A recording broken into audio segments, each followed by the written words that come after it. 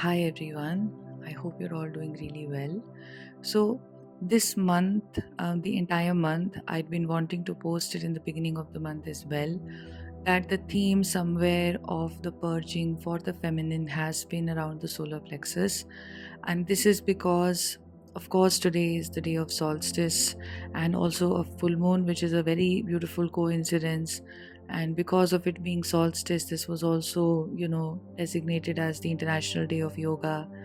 So many of you would already be aligned with it. And the idea is that, of course, the apparent position of the sun with regards to the earth is going to shift, every 6 months as it happens. So there are lots of changes that take place after the solstice.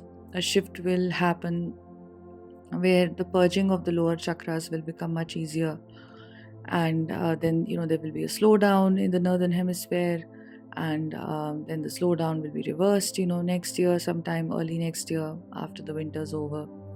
So we experience this seasonally and culturally in since ancient times. These periods were very well noticed, very well regarded, and many activities used to happen around this time period, not just around the seasons. As we see, agriculture for instance is still largely seasonal, in many parts of the world.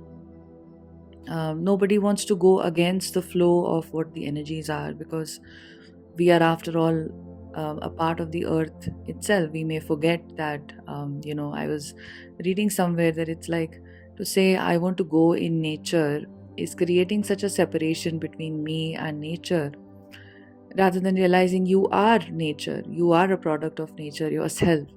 So there is no separation between nature and a human. Only the mind has created this separateness. So for those of us on the twin flame path, those of us on the spiritual awakening path, we can allow this alignment of our systems, our energies, our upgrades more naturally and more consciously to happen. So what is happening is that this month, this entire month, because of in the run up to the solstice, and today you'd have noticed that your solar plexus was in focus if you're on the twin flame path, which means that a lot of places where you gave your power away, the hidden places where you were still feeling disempowered, you were in people pleasing mode, or you didn't feel good about yourself, all that stuff would have come up, including in your dream states. Places in the past where you had given your power away to karmic situations, to older relationships, would have been purged out of your system. You'd have noticed this in your dreams as well, if you'd been having dreams about exes, which was all about releasing that connection with love.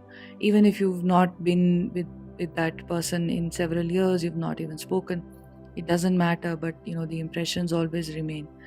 So those impressions have cleared out, and a general refocusing on coming into your own power with peace and love. One more thing that had been the theme this month was about releasing the toxic masculine energy from your own system. So if you were getting into conflicts, small arguments, or small things here and there, so that was the theme, to purge out any remaining conflict energies within you, any remaining toxic masculine energies from the times when you used to operate in masculine energies. Those have also been cleared out. And when you do this, what it does is that it opens you up to your own divine masculine in a new way. So this receptivity, this openness, if you have significantly purged out the solar plexus, now the theme naturally comes into your own receptivity for your masculine. You move to, in some sense, the next level. In some sense, an upgradation has happened for twin flames in the last few weeks, with the intense purging that has been taking place. And yet the purging may not have felt very intense. It may not have felt like crazy. Maybe if you've been on the journey for some time, you would have probably understood how to go through it, or it wasn't that extreme. And yet it was significant. It may not have felt very significant, but it has dissolved significant blocks for many twin flames. If you find yourself resonating with this, of course, this is not going to be for everybody. This is just going to be for a few, or for those of you that are already subscribed to the channel, the ones maybe who comment more, and maybe those are the energies, that I can connect with a lot more. So, what else has happened is that, anyway, whatever is the right information for you always reaches out to twin flames. Okay, so um, one important aspect of the journey is to learn through the karmic people of your life. To they have the potential to catapult you into the next level when you go through karmic situations in your life and the divine masculine's life as well. So there is a separate podcast that I have created that I will be uploading soon about what and how these karmic people in your lives are helping you, and how to kind of navigate that aspect of the journey. And it's for the feminine as well. She can have platonic karmic people around her, if not romantic. It definitely goes the same way for the masculine in many situations. So this is a time when you have been upgraded in some sense, depending on where you are at in your journey, because this is a powerful time period.